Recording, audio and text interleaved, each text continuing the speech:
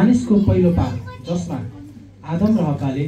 परमेश्वरले नखा भन्नुभएको फल खाएको कुरा हामी बाइबलमा पाउँदछौँ।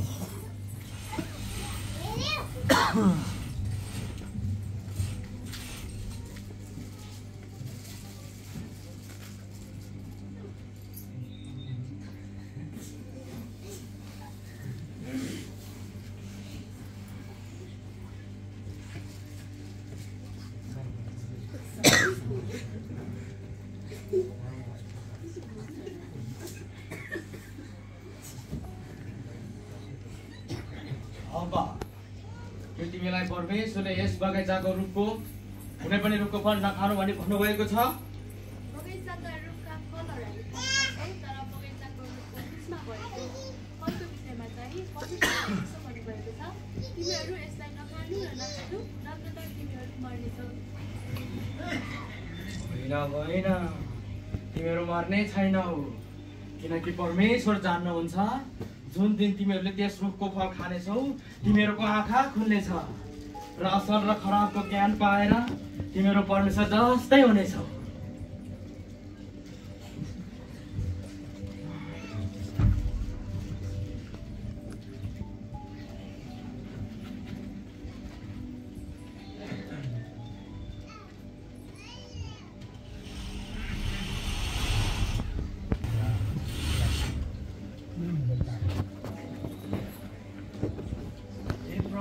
परमेश्वर यसलाई ग्रहण गर्नुभएको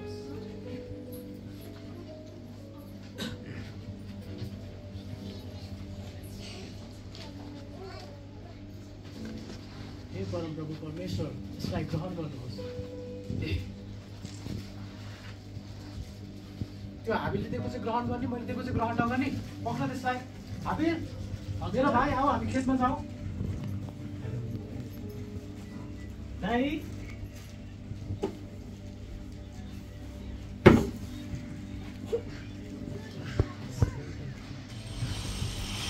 पाप कसरी बढिरहेको छ भन्ने कुरा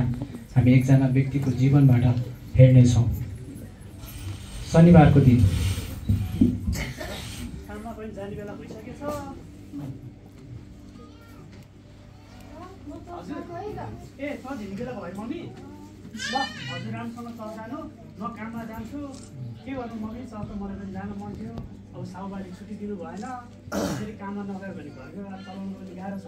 हजुर राम्रोसँग चर्च जानु। अब म चर्चमा गएर परमेश्वरको प्रशंसा गर्न नपाए पनि मनमा नै भए पनि परमेश्वरको प्रशंसा गर्छु है। ल हस् हस् हस् म ल टाइम भयो, म पनि जानु पर्यो। ढिला भयो कि साउबाले किसिज गरेर त्यति मार्नै खोज्छ।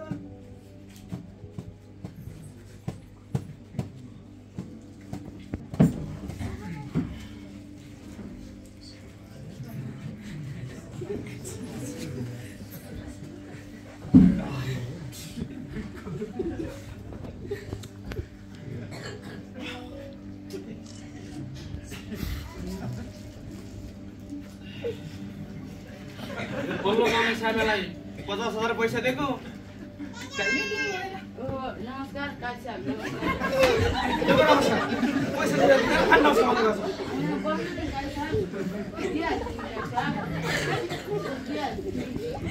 मान्छे त्यसको नाम हेर्नुहोस् ल, ल जा मान्छे त्यो केटाले एउटाले नदिने होइन, दिन्छ, तर त्यो 5-10 लाखको कुरो हो। नमस्ते। नमस्ते। काम आउने समय हो, आउँदा ढिलो। अब काम सम्झेर राम्रोसँग गर्नु छैन, जा गएर काम गर। यहाँ लुगा छ, लुगा जा। एउटा ढिलो ढिलो काम आउने जहिले पनि।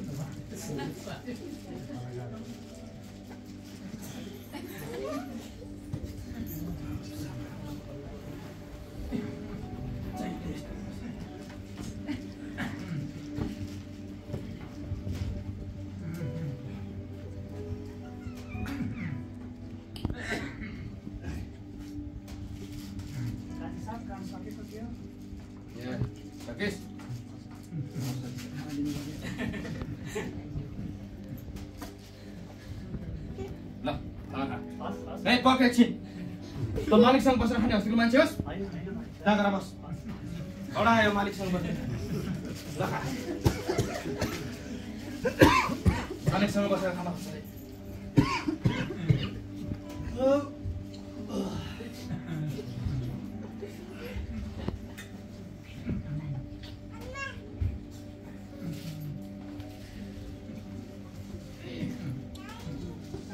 साहब हजुरले एउटा सानो कुरा राखौँ भनेको थिएँ।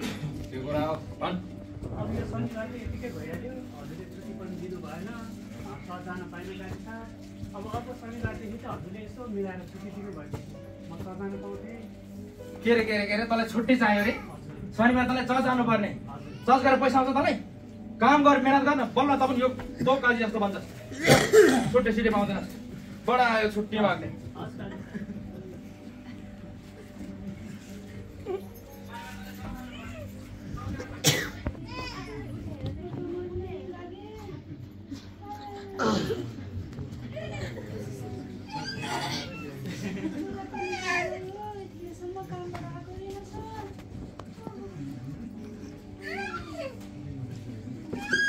मम्मी के भयो हजुरलाई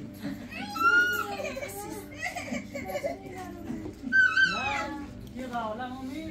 अब के गर्नु घरमा एक रुपियाँ पैसा छैन बस्न लैजाउँ भन्नुभयो नि अब रेस्ट गर्दै गर्नु म भोलि काममा जान्छु अनि साउबासँग अलिअलि पैसा मागेर ल्याएर हजुरले जताउन लैजान्छु नि है भोलिसम्म हेरौँ केही पनि नमिलो हुनुहुन्छ कि अहिले चाहिँ हजुरले सन्चो गर्नु म खाना बनाउनु जान्छु है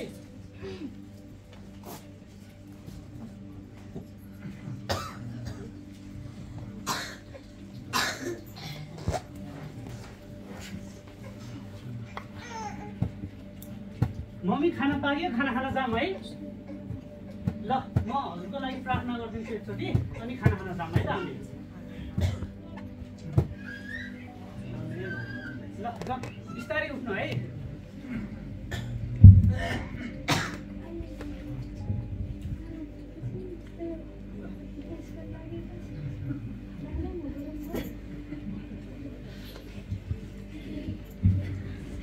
बारको दिन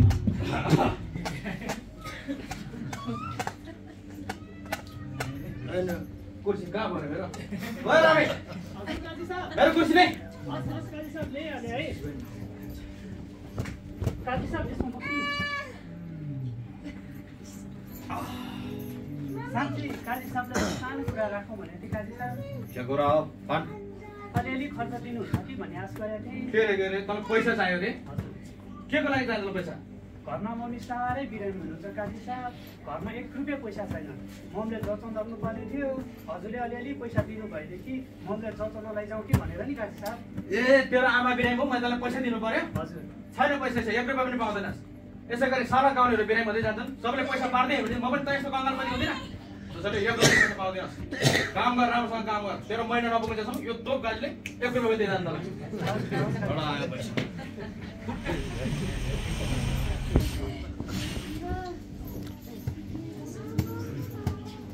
मम्मी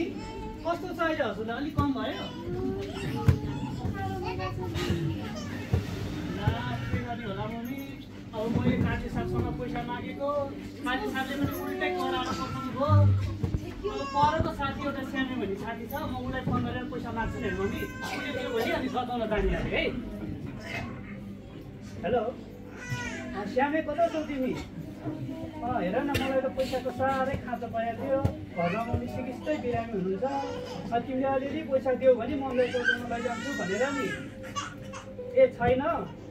ए ल तिमीले चाहिँ अलिअलि दिन्छौ कि भन्ने आश गरेको थिएँ साह्रै आपत परेर तिमीलाई सम्झेको छैन भने भइहाल्यो नि त ल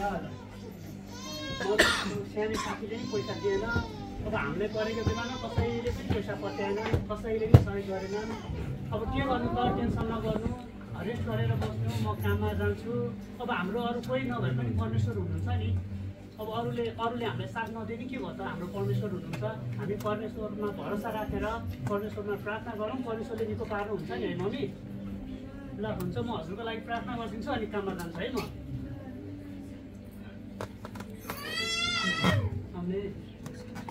ल म गएँ हजुर राम्रोसँग बस्नुहोस् है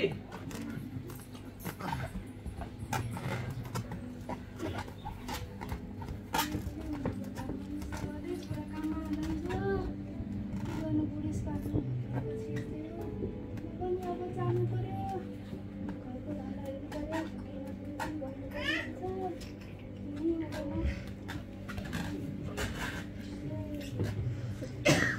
काजी साहबले कति फोहोर गर्नुभयो यो पर्दा त्यस्तै मैलो छ कार्पेट त्यस्तै मैलो छ आज चाहिँ यो सबै सफा गरेर अब त्यसपछि काजीबाले पैसा फकाएर ममलाई जचाउन लाग्नुपर्ने छ के गर्नु गाह्रो छ साउको काम गर्नै पर्यो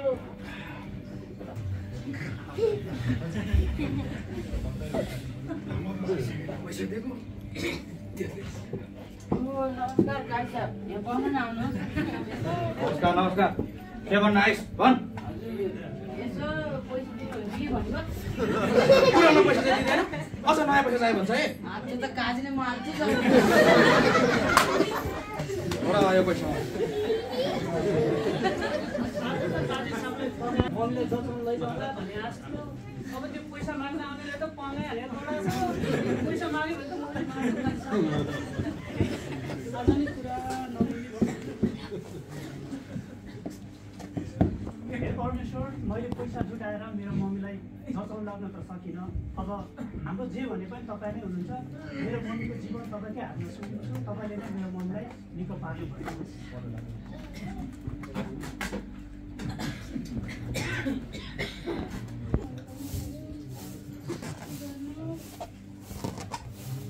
ए मम्मी के गर्नु न बिरामी मान्छे यो सबै म सफा गरिहाल्छु नि रेस्ट गरेर बस्नु यहाँ ए हो र ल परमेश्वरलाई धन्यवाद भएको होस् आज हाम्रो प्रार्थना सुनेर तपाईँलाई निको पार्नु भएकोमा तै पनि के गर्नु मम्मी मैले अलिअलि फेरि पैसा चुकाएर तपाईँलाई जचाएर ल्याउनु पाएँ मनमा ढुक्क हुन्थ्यो सकिनँ मैले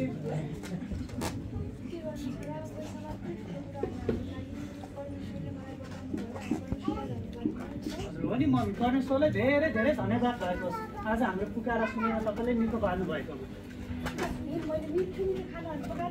ए हो र ए हस् हस् हस् काजी साहब कता जानुभयो आज पनि त्यस्तै लाठा लिन यता सामान छटपट यतै छटपट सबै सफा गर्नुपर्ने पऱ्यो अब केही टेन्सन छैन परमेश्वरले मेरो प्रार्थना सुनेर मेरो मनमा निको पारिहाल्नुभयो आज त सब पखालिदिन्छु यो त्यस्तै गरी घरै पखालिदिन्छु म आज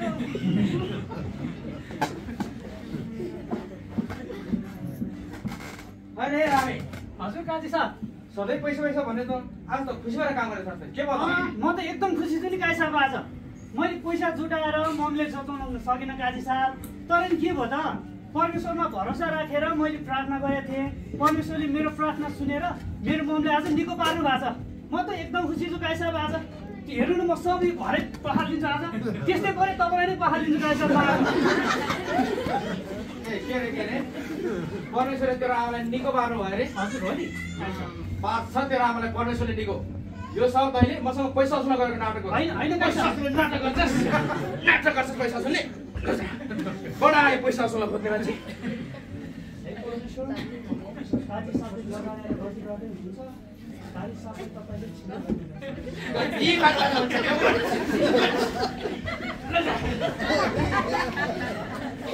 बडा आयो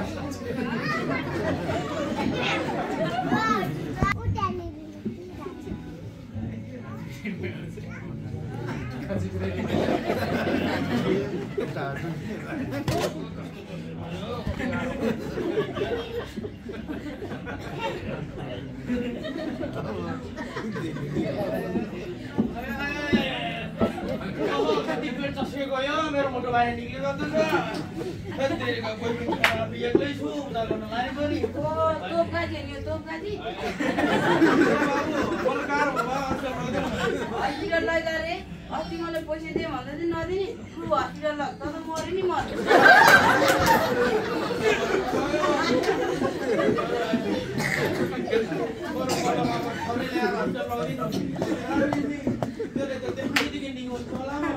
काजी साहब के भयो हजुरलाई उठ्नु म हस्पिटल लैजान्छु बिस्तारी है बिस्तारी आउनु आउनु आउनु डाक्टर साहब खोइ बिरामी ल्याएको यहाँ आउनु त तुरुन्त सिरियस हुनु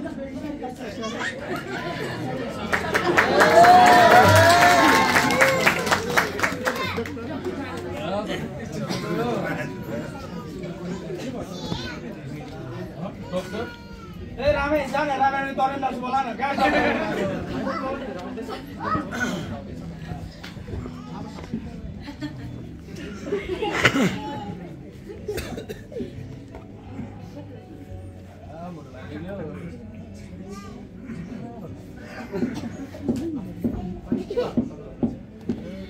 बाबु यो पेट जसो गर्छ राम्रै भरतिर हिँडेर गर्नु त देख्नै हुँदैन आफूले धेरैलाई ऋण दिएको छु बाबु उनीहरूले ऋण नदिएको सम्झिएर किनेर गर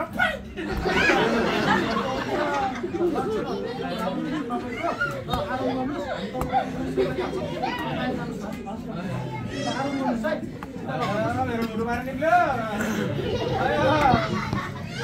दबाई नर्स आऊ कहाँ छ ए रामे धेरै गाह्रो पर्छ गर्नु मलाई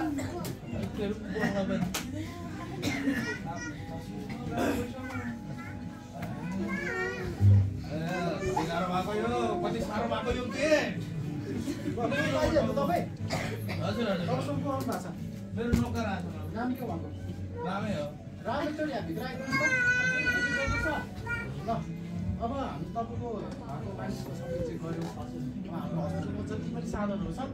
सबै प्रयोग गरेर उहाँको प्रोफेसर कलेज हो आन्द्राभुटिको सबै कलेज हो तर पनि केही पत्ता लगाउन सकिँदैन अब उहाँलाई के भएको भन्ने कुरा पनि हामीले आइहाल्छ उहाँको विचार सक्दैन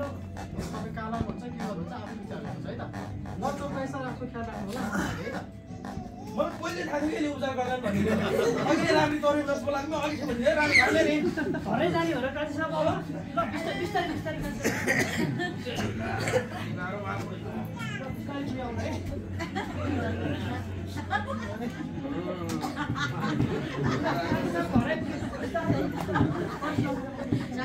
राम्रै समात्दै बाबु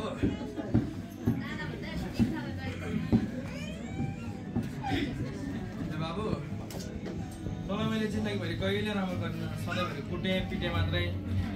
तर आज म यस्तो अवस्थामा थिएँ तैँले मलाई हस्पिटल लगेँ तपाईँ यति धेरै सफा दिँदै कसरी आयो मैले तपाईँलाई कोही जाने भने त अनि काजी साहब अब मेरो मम्मी त्यस्तो धेरै बिरामी भएको मान्छेलाई त परमेश्वरले निको पार्नु भयो अनि मलाई यति सफा हृदयदेखि पनि परमेश्वर नै हुनुहुन्छ यदि तपाईँले चाहनुभयो भने परमेश्वरले तपाईँलाई निको पार्नुहुनेछ र मेरो जस्तो सफा हृदय चाहिँ परमेश्वरले तपाईँलाई पनि दिनुहुनेछ के तपाईँ विश्वास गर्नुहुन्छ त परमेश्वरमा अब मैले आफ्नो गल्तीहरू सबै स्वीकार गरिसकेको छु अब मैले त्यसै गर्छु बाबु हुन्छ त्यसो भए यो त झन् खुसीको कुरा हो नि काजी साहब ल म पास्टरलाई फोन गरेर अहिले तुरुन्त खोलिहाल्छु है त ल बाबु तिमीलाई जे ठिक लाग्छ त्यही गर। जयमसी पास्टरबा हजुर त तुरुन्त यहाँ म घरमा आइहाल्नु पऱ्यो पास्टरबा यहाँ काजी साहब साह्रै बिरामी हुनुहुन्छ अनि काजी साहबले चाहिँ आज नै परमेश्वरमा विश्वास गर्छु भन्नुभयो ल तुरुन्तै आइहाल्नुहोस् है हस् सर ल अब पास्टरबा आउनुहुन्छ अनि हामी दुईजना मिलेर तपाईँको लागि प्रार्थना गरिदिन्छौँ है त हालेलुया हालेलुया हालेलुया अब जयमसी है जयमसी पास्टरबा आउनुभयो ए काजी के छ कस्तो कस्तो हुँदैछ काजी साहबलाई ए सुन्दरा बनाउनु भएको रहेछ ल यता अलिक सजिलोसँग बस्नुहोस् त बिस्तारै बिस्तारै है काजी साहब सजिलोसँग बस्नुहोस् अनि के छ त अनि अब परमेश्वरलाई स्वीकार्ने भन्ने कुरा सुन्ने मैले के छ त स्वीकार्नु भएको हो ल त्यसो भएदेखि हामी प्रार्थना गर्नेछौँ है त आउनुहोस् बाबु हामी प्रार्थना गर्नेछौँ स्वर्गीय परमेश्वर हामी तपाईँलाई धन्यवाद दिँदछौँ यो छोरालाई तपाईँले स्वतन्त्र पार्दै हुनुहुन्छ यो सबै प्रकारको बन्धनहरूलाई तोड्दै हुनुहुन्छ प्रभु म तपाईँलाई धन्यवाद दिन चाहन्छु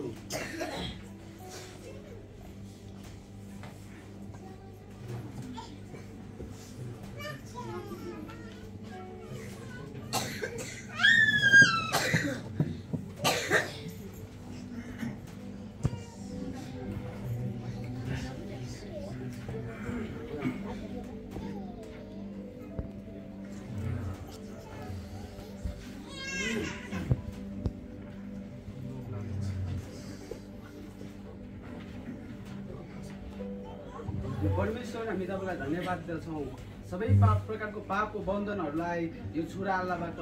तपाईँले निकालिदिनु भएको छ र छोरालाई स्वतन्त्र गर्नुभएको छ धन्यवाद येशू प्रभुको नाममा ल अब परमेश्वरले तपाईँलाई स्वतन्त्र गर्नुभएको छ है बाबु।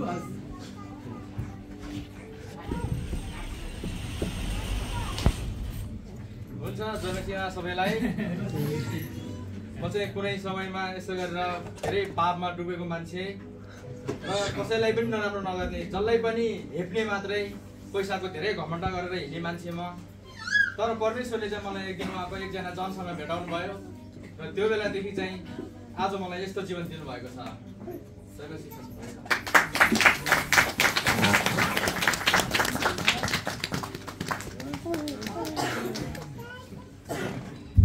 सम्पूर्ण गरेपछि हाम्रो ड्रामालाई